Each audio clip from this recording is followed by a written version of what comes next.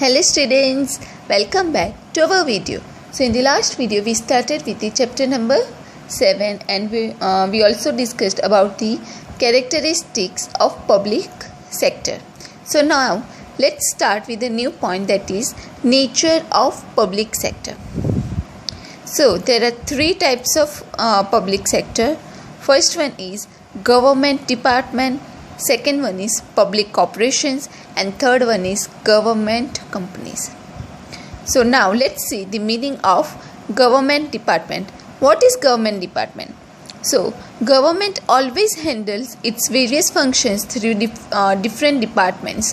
Any public sector managed by the government is known as the government department. So any public sector which is managed by the government is known as government department. A public sector unit is managed by government authority and all the workers are treated as government employees. Government departments are either managed by central or state government, and hence the rules and regulations of central or state government are the applicable. For example, postal department, railways, etc. These are the departments which are managed by the government. It can be managed through central government or either by the state government. So this is known as government department.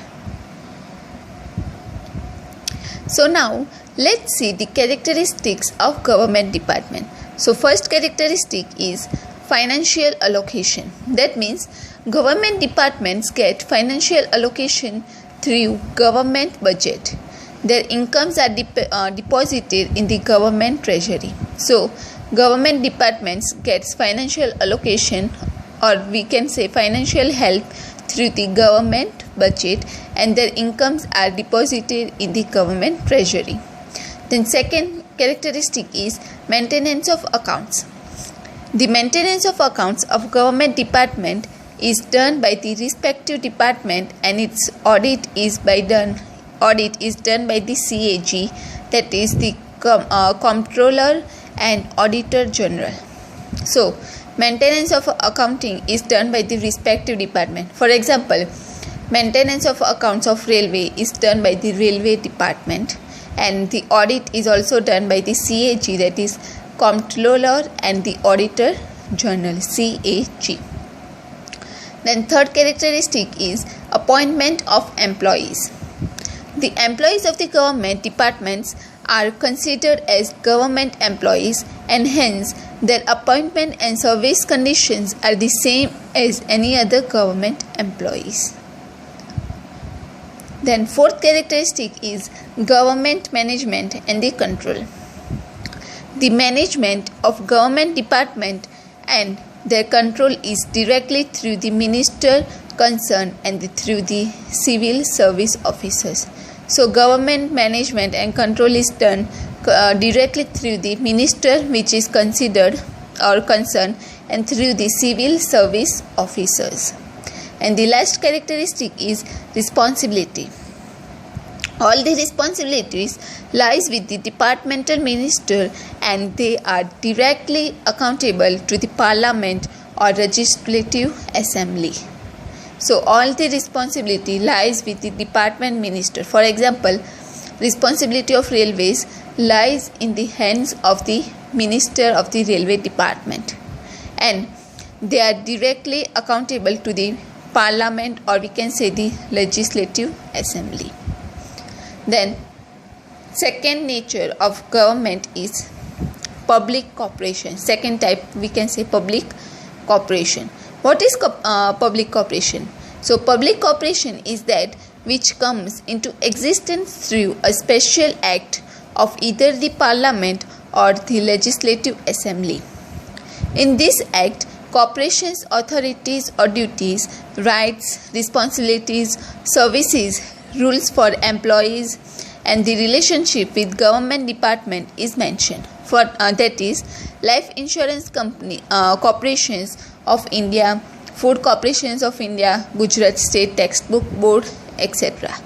So in short, we can say that public corporation is a corporation which comes into existence like through a special act of parliament or for the special act through legislative assembly, and in this act the corporations like authorities, duties, rights, responsibilities, services, then relationship with the government department is mentioned in this special act of parliament. For example, here example is given that Life Insurance Corporations of India, Food Corporations of India, Gujarat State Textbook Board, etc. These are the public corporations. Now let's see the characteristics of public corporations. So first one is establishment. The establishment and management of public corporation is through a special act of either the parliament or the legislative assembly. In this act, all the objectives, powers, responsibilities and the special facilities to public corporations are stated. So it comes into existence, public corporations comes into existence through special act of parliament, and in that act all the objectives, powers, responsibilities and the special facilities provided to public corporations are also stated or mentioned. Then second characteristics is ownership. The ownership is either with the central or the state government or with both the government, and government decides the financial responsibility and profit sharing of these corporations.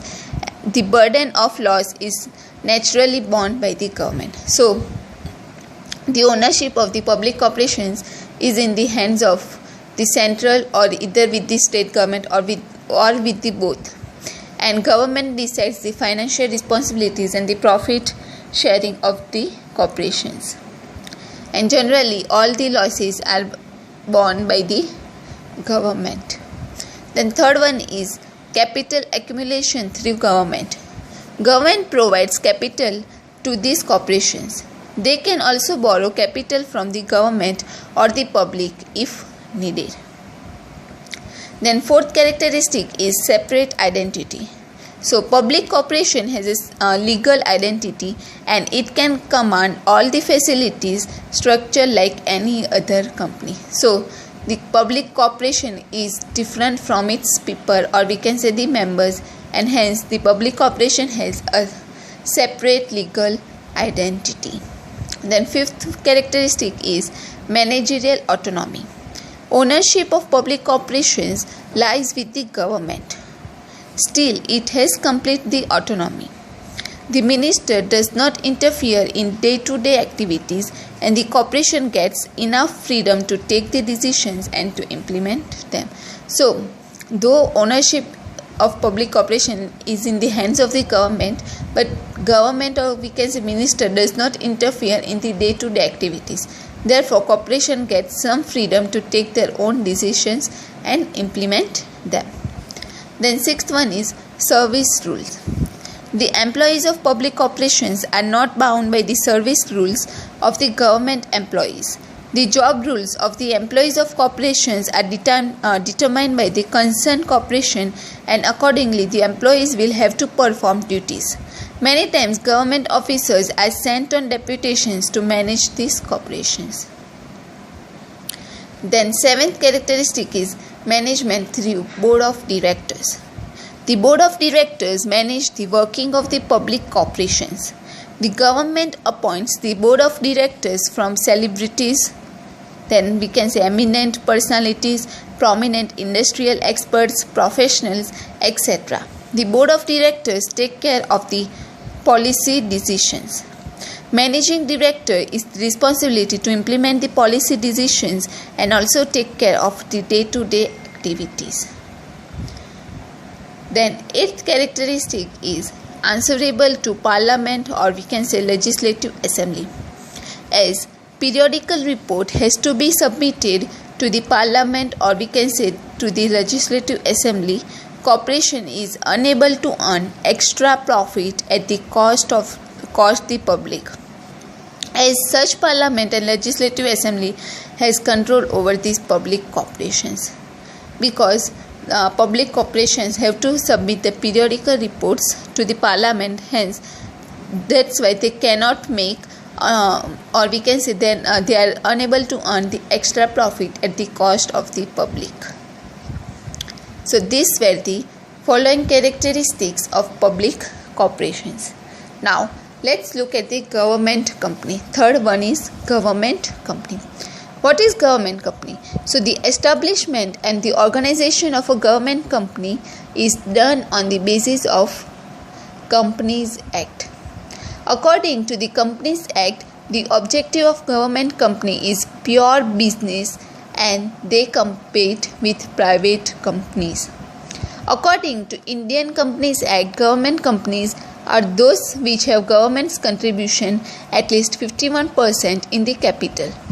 Government capital is that which is contributed either by the central government or the state government or both or by one or more than one state governments. Hence, the government can exercise its control and supremacy on government company. The shares of the government in government company are in the name of the President of India. As the government is the single largest shareholder in these companies, it has maximum control and hence such a company is known as government company. So in short, we can say that government company is an organization or we can say company which is on the basis of the Companies Act. So according to the Companies Act, the objective of government company is purely business and they compete with the private companies.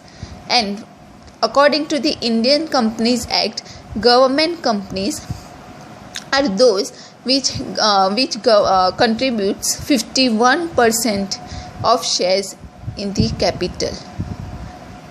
So in whichever company in which the government contributes 51% of their shares, those companies are known as the government company, and government also have the control over the government companies. Then now let us look at the characteristics of government company. So first characteristic is establishment. These companies are set up according to the Indian Company Act. Then second characteristic is separate identity. The government company has legal identity and hence it can sue. Sue means they can file a case in a court against any party. Sue means they can file a case in the court or can be sued as individuals in the court of law. It can own property or enter into any contract with any individual. Then third one is capital. So government owns at least 51% of share capital of these companies, of the government companies. Then fourth characteristic is management. The management of the government company as per the guidelines of the Companies Act. Then fifth is appointment of employees. The employees of these companies are appointed on the basis of rules and regulations of each company. Then sixth one is appointment of members of board of directors. So the board of directors are appointed by the government for the government companies. Then seventh is appointment of auditors. For the maintenance of accounts and the rules of audit, government companies are exempted from the rules and regulations of the Companies Act, but the government appoints the auditors who submit annual report in the parliament or to the legislative assembly. So government appoints the auditors and they have to submit annual reports in the parliament. Then eighth one is arrangement of capital. Government companies accumulate capital from the shares issued to the government and private shareholders as per the requirement. It can sell shares to the private individuals too according to the requirement. And the last characteristic is policy decisions. The policy decisions of the government companies are taken by the respective ministers. So these were the following characteristics of the government companies.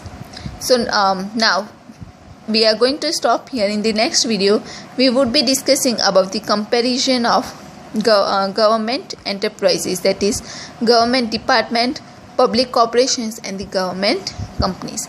So if you have any questions or any doubts, please feel free to comment below the video. Thank you.